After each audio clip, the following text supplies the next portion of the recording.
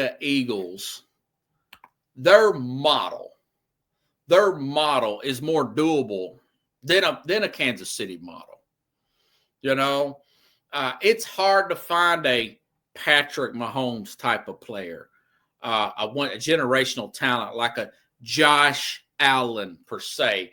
It's even more crazier. You got a better chance of hitting that Powerball, in my opinion, than finding a Tom Brady in the 6th round. But you look at the fact that the Eagles, this is their 2nd Super Bowl in 2 years.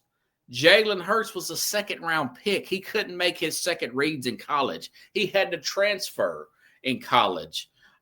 He was picked up to be a backup for Carson Wentz back when he was drafted in the 2nd round.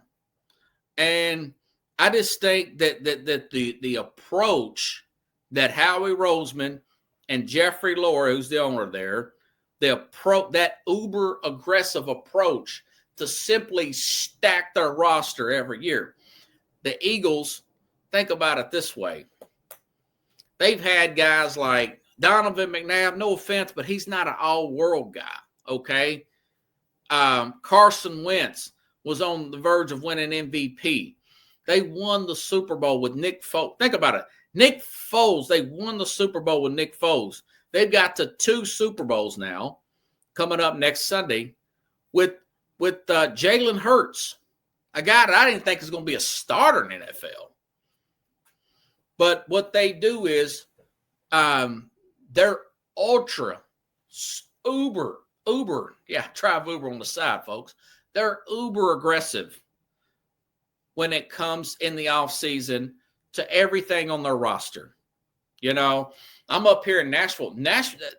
Amy Adams Strunk, and she's made some really good moves here, bringing in another general manager. She's hired assistants here from Green Bay and from Miami, and the guy that used to work at Green Bay in Miami.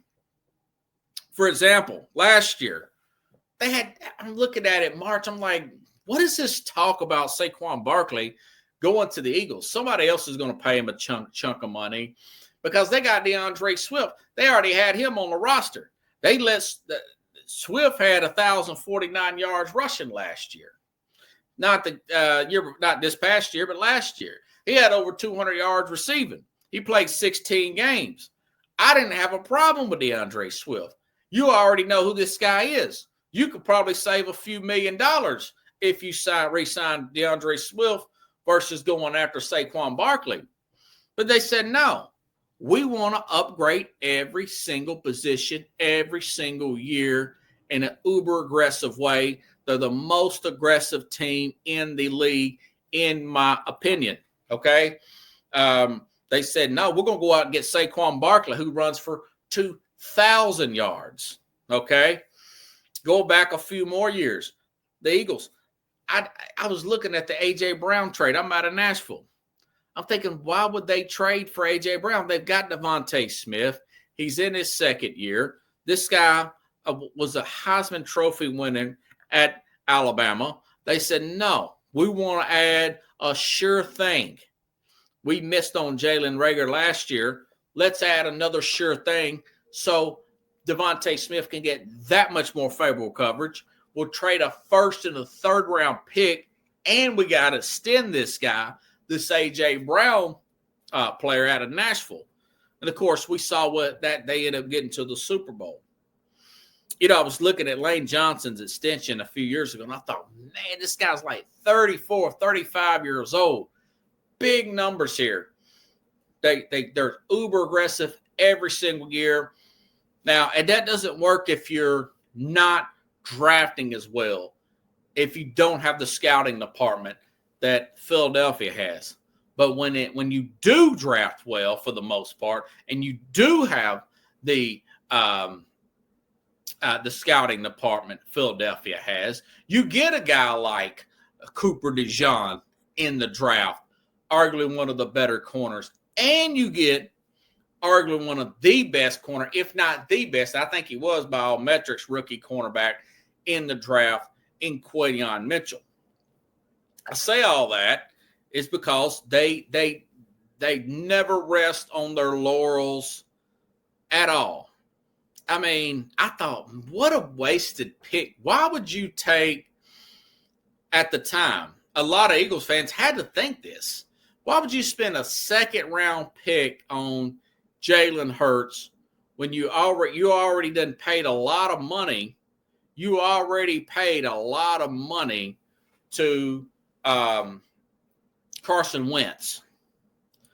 And we all know what happened. He ends up taking So they're always looking to add depth to their roster.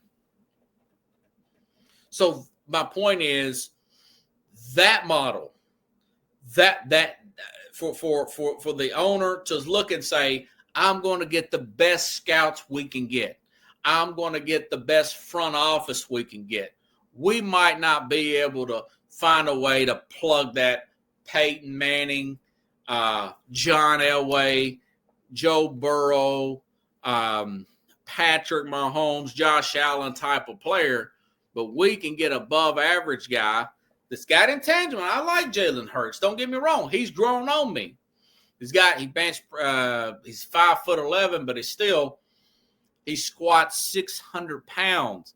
He's all heart, but he's not an all-world guy. You can get a guy like that if we overly stack that roster around him where he doesn't have to move.